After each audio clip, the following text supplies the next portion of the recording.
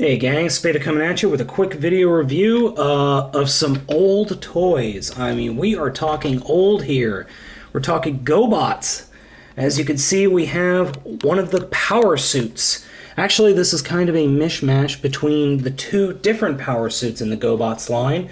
The first power suit being the good guy power suit called Courageous, and the second power suit being a renegade power suit called Grungy. I have, as I said, I have a mishmash. So we have the Grungy main unit with the feet and hands of the Courageous, the arms of the Courageous, these two guys, and the feet of the Grungy. Don't ask me why they called it Grungy. I don't know. It's kind of stupid.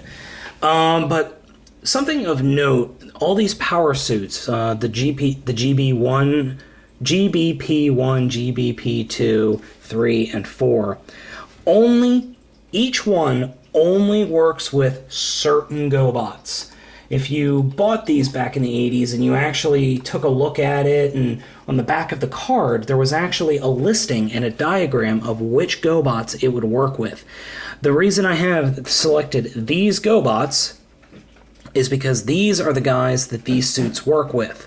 We have Leader 1, Scoops, Royal T, Loco, and Jeeper Creeper. So we're going to go ahead and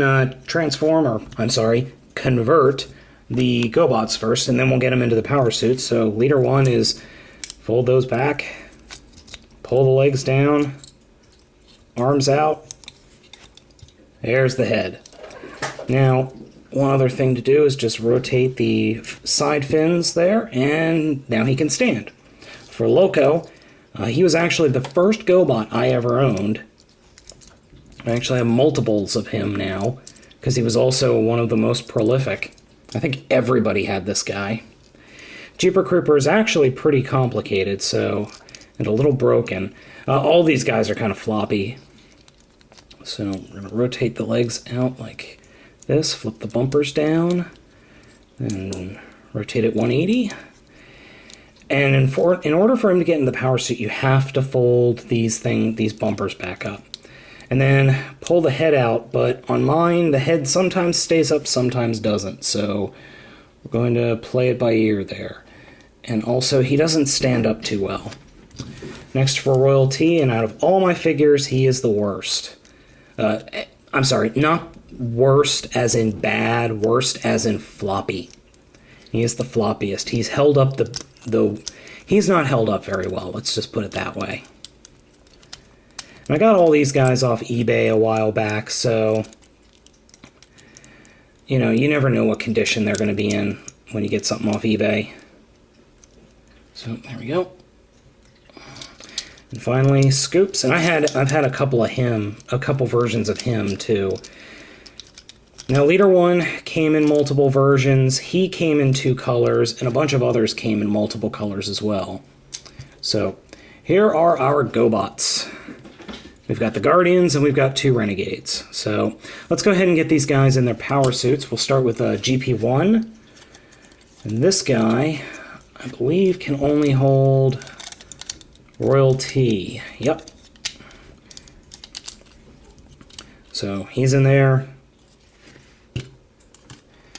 Next we have the second one, and this actually slides out and up. This one can only hold Scoops, or Spoons. I think it's actually Spoons. Yep, it's Spoons. So there we go. And we're going with number 3 here. Now, the Renegades, Grungy versus Courageous, same exact figures. There's no difference in any of the figures or any of the toys. All the power suits are exactly the same. They just work with different Renegades as opposed to Guardians. And the last one. Now, in the original show, it was said that these suits gave each member powered up abilities, and, well, you kind of have to squish his head in for him to fit. But, whatever. Hey, it's canon, so... Alright, so Leader 1, for him to fit, you actually have to just compress him down.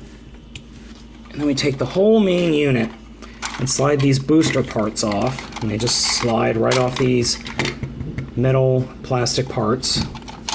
We'll fold the wings up, fold those back, fold that in.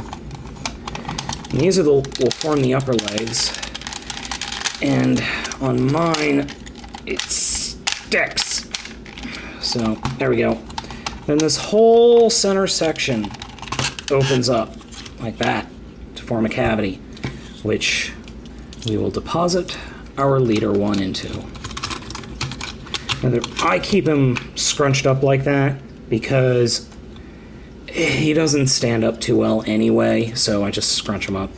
Then we close that, and you can see the leader one figure in there. He is in there, be it a little bit floppy. So, what do we do next? Well, let's go ahead and form the legs. We'll start off with these feet components, which house in the back the fists, like that. And then we'll take, there's a little channel here that will slide, if I do it right, slide right on. And I screwed it up. It should be on this one. Now, the figure also has these holes here, which on the side, which I'm assuming missiles at some point were plugged in there, but they're not there now, so I haven't been able to find any really good pictures describing what those holes are for. And even on the pictures that I have and I've gotten off the net, it doesn't even show them as being anything. So how do we attach these guys to him, to the back section? Well, let me move the camera up and I'll show you. Each one of these guys has a little back that slides down. Now, one slides down better than the other, obviously, but they slide down, and then you just slide the big guy into them, if you can line everything up right. Let's do it over here first.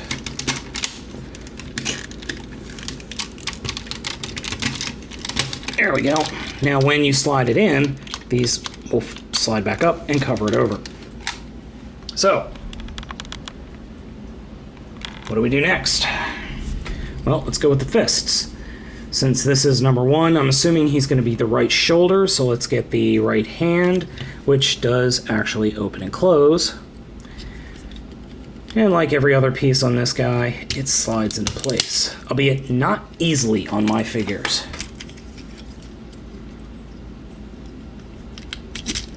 Except that guy. So we do the same, we slide these guys into place. You see the, I'm sorry. Did I not even have that on camera? Oh, I'm sorry, guys. See, it just slides into place. So there are channels here. So we'll just angle it like this. Slide it in, and then, well, actually, I slid it wrong. Since these are pointing out, we don't want the part that's where it slides out to be pointed down, so we're going to slide it in like this. And like I said, mine does not exactly do things easily. And there we go. We have compiled one power suit. So let me zoom in for the power suit here. Get a very Coptor-esque robot head, a very GoBot head. And as you can see, all the stickers were applied. They were applied before I picked them up. Now, one thing that it doesn't, I don't know if you can see it from the picture, which you obviously can't. He's really big. I mean, he's really big. So, how big is he? Well, let me show you.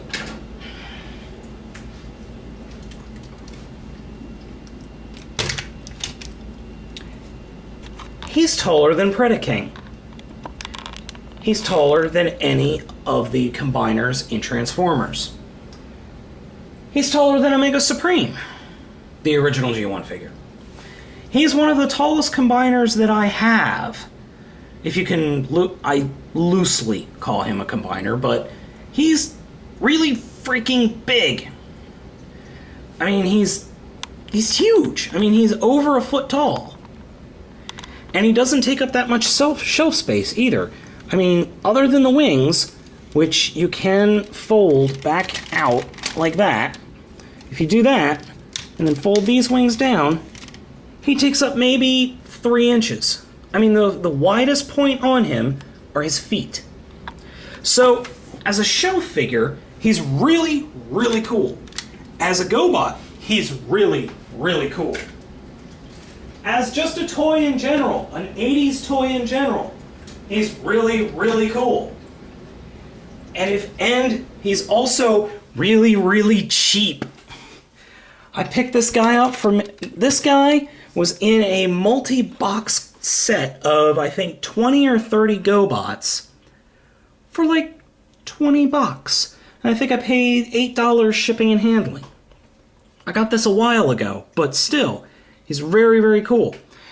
He doesn't have any articulation. I mean, you're kidding yourself if you think if you're getting him for articulation.